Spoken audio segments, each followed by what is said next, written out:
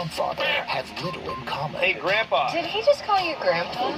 What the? Want to be a lamb and get that for me? But one road trip will bring them closer than ever. Did you just get naked? Well, that's the best way to sleep. Oh my God. The way I see it, this is our last stand. It's actually kind of fun.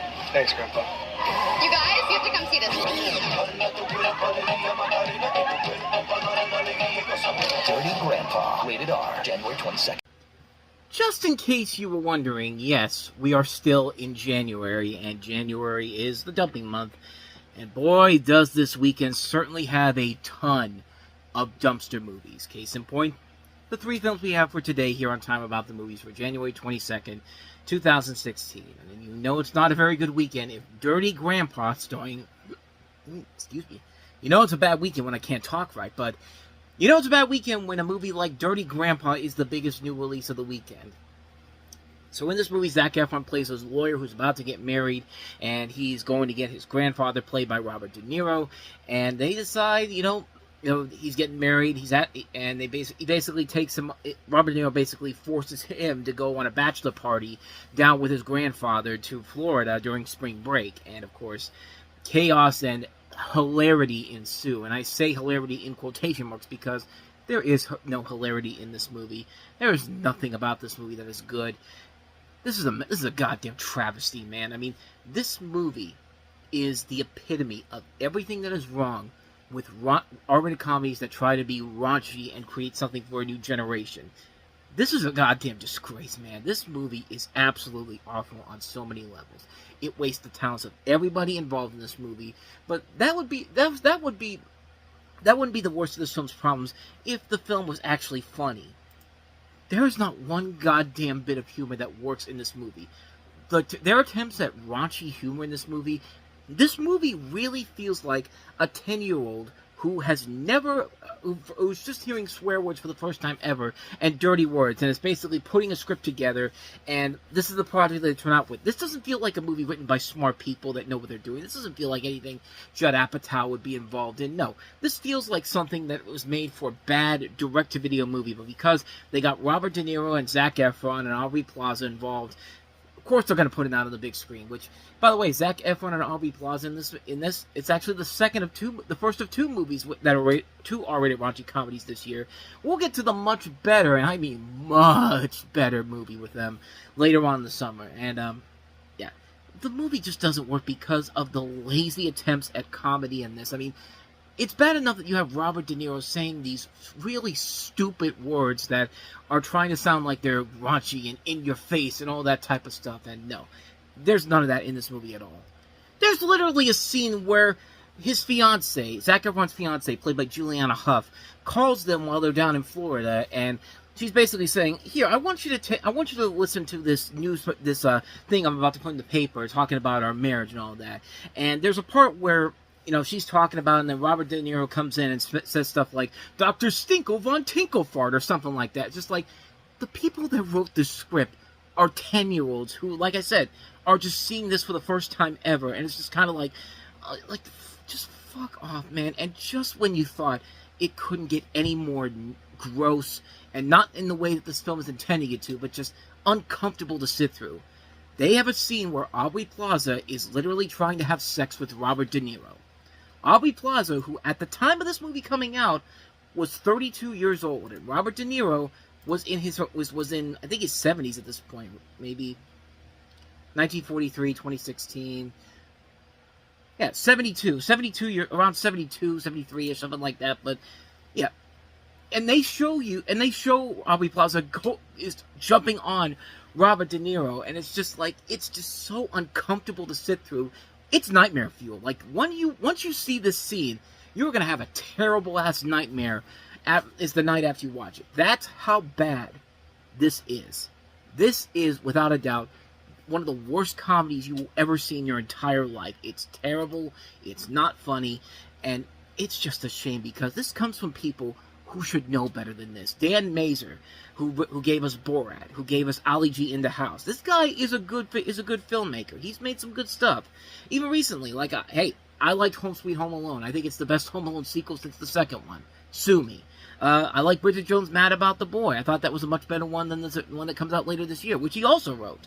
But, I mean, yeah, I like this guy as a filmmaker. This guy is not a hack, but man, it feels like he was forced to direct something that was not intended for a theatrical release at all. Like I said, this felt like a direct-to-DVD release. Like, if this movie had not had stars like Robert De Niro or Zac Efron or Aubrey Plaza involved in it, this thing would have went straight to DVD. This thing would not be in theaters, and it wouldn't have made as much as it did, because it was a hit, and I'm shocked they never made a sequel off of this, because maybe even at that point, I think Lionsgate realized, oh, there's no fucking way we can make a sequel to this, and people will come and see it. Even if we send it straight to DVD, it's just kind of like, no, we're not doing that. So, yeah. What more do you guys say about this? I mean, it's just a terrible, terrible fucking movie. One of the worst comedies you will ever see in your entire life. It's a January movie. What do you expect? So, there we go. I would say that that's probably the worst of the bunch, but then again, it probably is. But, yeah, the next two movies are certainly not helping this weekend either. Let's take a look at The Boy. What was he like? The real Brahms. Emily, she lived next door to me. She told me that Brahms was different from the other children. He liked to play scary games. She felt bad and wanted to play with him. Poor Emily.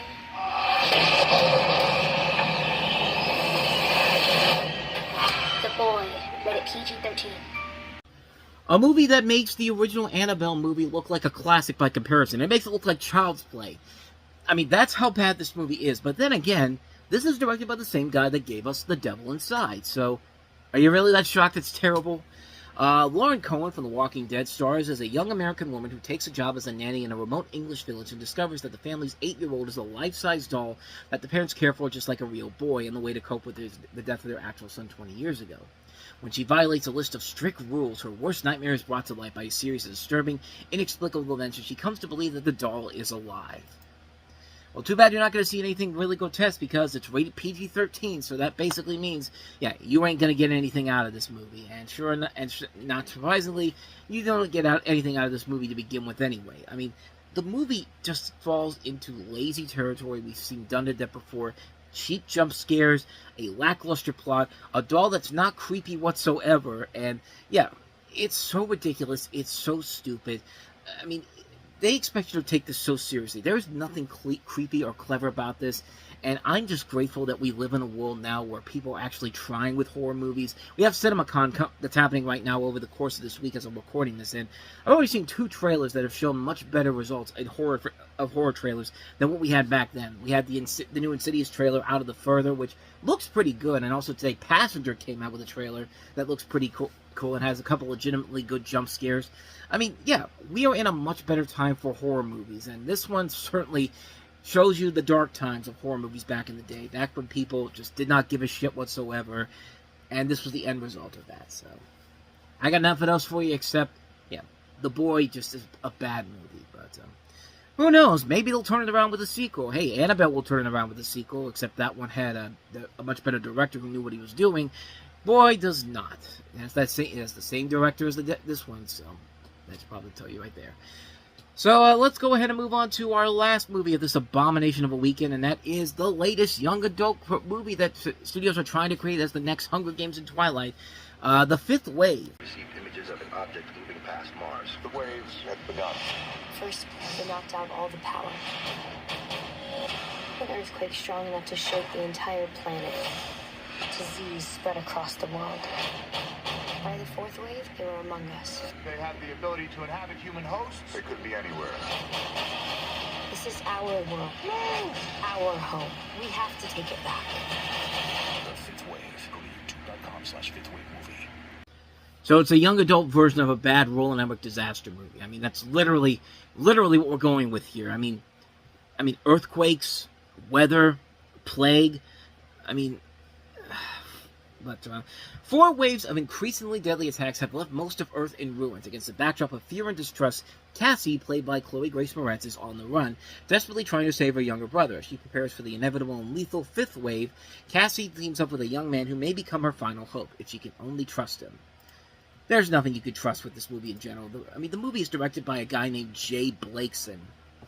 I mean, that really tells you right there how much they did not give a shit about this movie. But like I said, this is based off of a young adult novel that they're trying so hard to create as the next Twilight Hunger Games Divergent success. And yeah, it backfires big time because it's a movie that has no idea what it wants to do. It's nothing but a studio that is trying so hard to capture that magic of those other young adult franchises out there. But there is no hook to this whatsoever. There's no gimmick to this whatsoever. This is a lousy movie, man. It wastes so much good talent here. Chloe Moretz, Liev Schreiber, Nick Robinson, Ron Livingston, Maria Bello, Micah Monroe, Tony Revolvi. I mean, this is too good of a cast to be involved in a movie like this, and there's just nothing there.